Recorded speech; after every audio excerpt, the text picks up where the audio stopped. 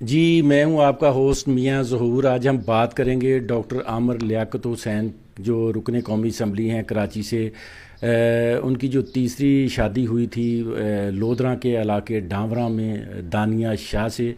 دانیہ شاہ اور ڈاکٹر عامر لیاقت کی جو شادی ہے وہ 4 ماہ تک برقرار رہی. اب دانیہ شاہ جو ہیں انہوں نے ڈاکٹر عامر لیاقت حسین سے تنسیخ نکاح کے لیے عدالت کا دروازہ کھٹکھٹایا ہے. اس وقت ہمارے ساتھ دانیہ شاہ موجود ہیں, ان سے بات کرتے ہیں کہ اس نہج تک معاملہ کیسے پہنچا, کیا وجوہات تھی. یہ دانیہ آپ بتائیں یہ سارے معاملات ہوا کیسے؟ اسپیشل پاکستان کی ویڈیوز دیکھنے کے لیے ہمارے چینل کو سبسکرائب کیجیے, بیل بٹن کو کلک کیجیے تاکہ ہماری ہر آنے والی نئی ویڈیو سے آپ رہ سکیں باخبر. یہ ایسا ہوا کہ جب میری شادی ہوئی تھی مجھے نہیں پتا تھا کہ یہ نشے وغیرہ کرتا ہے یا کچھ. تو کون سی ایسی لڑکی ہے جو مطلب جو انسان نشے کرتا ہو اس سے اپنی شادی کرے گی.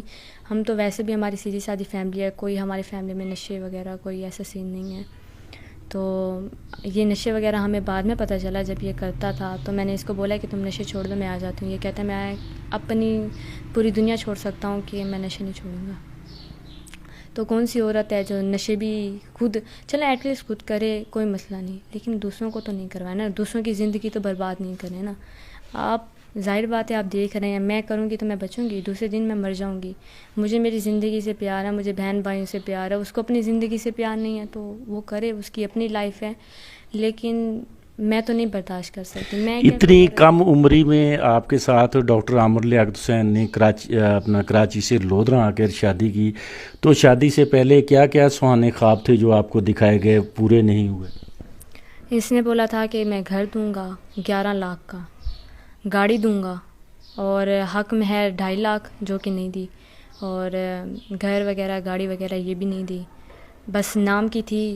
ایک مطلب کہ یوٹیوبر تھا, اس کو کہا تھا کہ میں نے گاڑی دی ہے اس کو, لیکن میرے نام نہیں کروائی, کوئی چیز بھی نہیں کروائی, نہ مجھے دی ہے نہ میں کچھ لے کے آئی ہوں. خالی ہاتھ یہاں سے گئی تھی 2 جوڑوں میں اور خالی ہاتھ ہی آئی ہوں یہاں.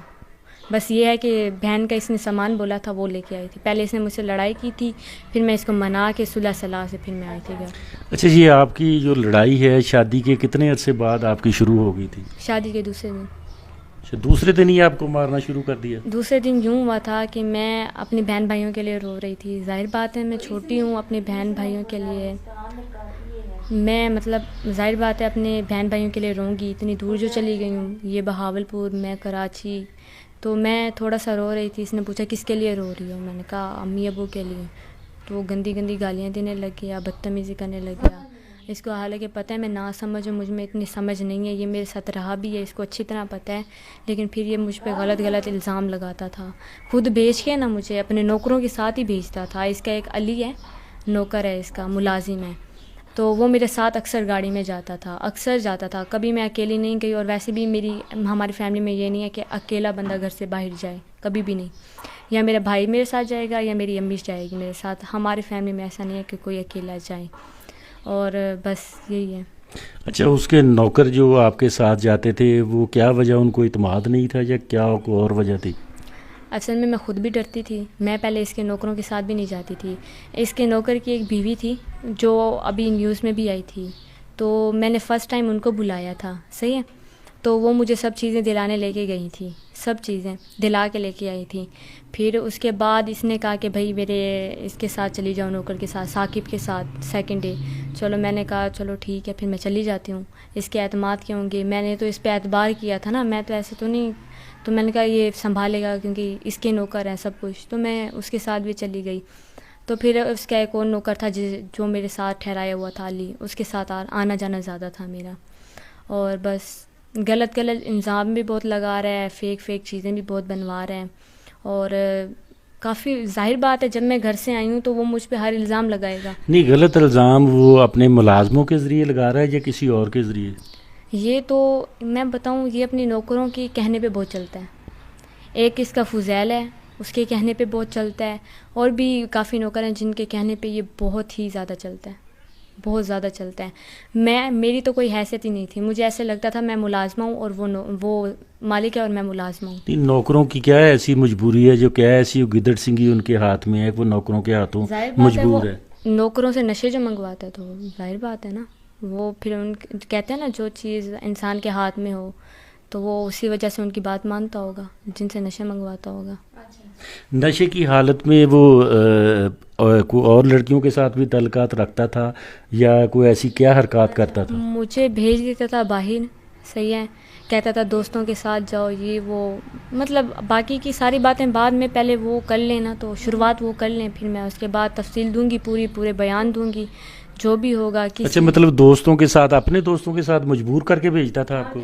نہیں، میں آپ کو یہ پوری تفصیل دوں گی، ابھی نہیں لیکن دوں گی انشاءاللہ، بعد میں دوں گی جیسے ہی وہ ہوگا ویسے. اچھا، اب آپ کب واپس آئی ہیں کراچی سے؟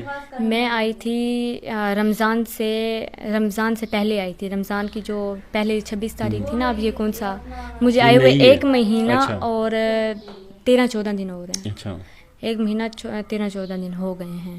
اب آپ یہاں آئی ہیں، کوئی رابطہ نہیں ہوا دوبارہ ان کے ساتھ؟ میرا عید کے تیسرے اور چوتھے دن تک تھا. چوتھے دن اس نے ایسی دھمکیاں دی نا، اس نے کہا میں تمہارے گھر یہ بھیج رہا ہوں، میں تمہارے گھر وہ بھیج رہا ہوں، تم گھٹیا لڑکی ہو. پہلے بولتا ہے تم پاکیزہ ہو، میں نے تمہیں دیکھا ہے، میں پوری دنیا سے لڑ لوں گا. پھر بعد میں بہت گندی باتیں کرتا رہ گئے ہیں. ہر الزام تو لگانے ہیں نا اس نے، اپنے لیے تو لگانے ہیں نا. ظاہر بات ہے اپنی عزت کو کون گننے دے سکتا ہے، وہ تو لگائے گا نا. بہت سے گھٹیا الزام بھی لگائے گا، کیونکہ وہ ہے جو گھٹیا بندہ، ہر کسی پہ الزام لگا سکتا ہے وہ. تو بس وہ. اب آپ عدالت میں کیا توقع رکھ رہی ہیں کہ یہ ساری چیزیں جو حق مہر ہے، گھر ہے، گاڑی ہے، زیورات ہیں، 3 تولے طلائی زیورات، یہ سارے عدالت آپ کو دلوا دے گی؟ مجھے یہ کچھ بھی نہیں چاہیے، مجھے صرف طلاق چاہیے. میں ایسے پیسے، ایسی شہرت پہ نا لعنت بھیجتی ہوں جہاں پہ مجھے عزت نہ ملے. ہم پیسوں کے بھوکے نہیں ہیں. عورت کو صرف پیار چاہیے ہوتا ہے. پیار والا مرد اگر عورت کو سمجھے نا تو بہت ہی بڑی بات ہے. اس دنیا میں بہت کم مرد ہیں جو عورت کو سمجھتے ہیں، ان کا درد سمجھتے ہیں، ان کی فیلنگ سمجھتے ہیں. تو میرا یہ ہے کہ وہ مجھے کچھ بھی نہ دے، 1 روپیہ بھی نہ دے. میں اس کے پیسے کی بھوکی نہیں ہوں. میرے ماں باپ ہیں مجھے کھلانے کے لیے، وہ مجھے کھلاتے تھے. میرے بابا ہیں، شکر الحمدللہ، دیتے ہیں، وہ ہمیں کھانا پینا سب کچھ دیتے ہیں. انسان کا یہی تو ہوتا ہے، بس پیٹ بھرنا، اور بس، اور تو کچھ بھی نہیں. شادی سے پہلے تو ڈاکٹر عامر لیاقت کی طرف سے بڑے دعوے کیے گئے تھے آپ کے ساتھ، پیار کے، بچپن سے آپ ان کو پسند کرتی ہیں، وہ ساری چیزیں آپ کو ملی نہیں؟ ہاں تھے کچھ باتیں، یہ مجھے خود کہتے تھے کہ تم یہ بات کرنا. میں نہیں کہتی تھی. اکثر آپ نے مجھے دیکھا ہوگا کہ میں بہت کنفیوز ہوتی تھی کہ میں کیا بات کروں، کیا نہیں کروں. اور آپ کو پتہ ہے مجھے بولنا بھی نہیں آتا صحیح سے. میں پھر بھی بول رہی ہوں. میں کنفیوز ہو جاتی ہوں میڈیا پہ کہ میں کیا بات کروں، کیا نہیں کروں. لیکن اب جو ہوں نا، تو آپ کو پتہ ہے نا کہ جب عورت اپنی ہاں پہ یا نہ پہ آتی ہے نا تو وہ کرتی ہے. اپنے حق پہ آ جائے تو عورت لڑتی ہے اپنے حق کے لیے.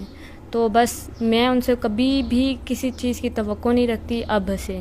نہ مجھے اس کی دولت چاہیے، نہ مجھے اس کا پیسہ چاہیے، نہ مجھے اس کا فیم چاہیے. جب میری عامر لیاقت سے ختم ہو جائے گی اور شاید میں میڈیا پہ بھی نظر نہ ہوں.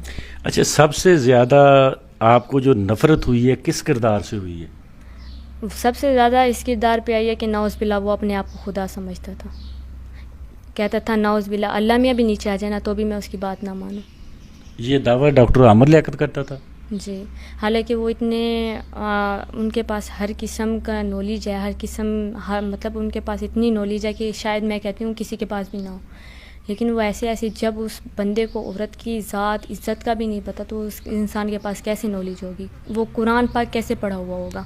میں تو یہ کہتی ہوں. چلو ہم لوگ نہیں پڑھے، ہم غربت میں تھے، چھوٹے بچے تھے، ہم ہوتا ہے نا ہماری لائف میں، ہم گھر میں پلے ہیں، ہم شریف لوگ ہیں، ہم نانوں کے گھر ادھر ادھر پلتے رہ گئے ہیں، تو ہمیں ان چیزوں کا آئیڈیا نہیں ہے. وہ بڑے لوگ ہیں، وہ کرتے ہوں گے جو بھی کرتے ہوں گے، نشے وغیرہ. مجھے نہ نشے کا نام آتا ہے. اکثر لوگوں نے پوچھا وہ کون سا نشہ کرتا ہے، لیکن ہے میرے پاس ویڈیو ہے، ثبوت ہے، سب کچھ ہے. لیکن مجھے کسی چیز کا نام نہیں آتا. بس 2 چیزوں کا آتا، وہ جو پیتا تھا، شواز اور ووٹ کا، پتہ نہیں جو بھی ہوتا. اچھا، مختلف ٹی وی چینل تو بڑا مذہبی اسکالر بن کے بیٹھتا تھا، لوگوں کو مسئلے مسائل بتاتے تھے، بڑی دینی باتیں کرتے تھے. ان کی عملی زندگی میں وہ ساری چیزیں آپ کو نظر آئیں؟ نہیں. میں جب سے میری شادی ہو کے گئی ہے نا، میں نے اس کو بولا ہے میں نے نماز پڑھنی ہے. کہتا ہے کہ میں نا تمہیں نماز پڑھاؤں گا، صرف 2 رکعتیں پڑھنی ہوتی ہیں، نماز یہ ہوتی ہے.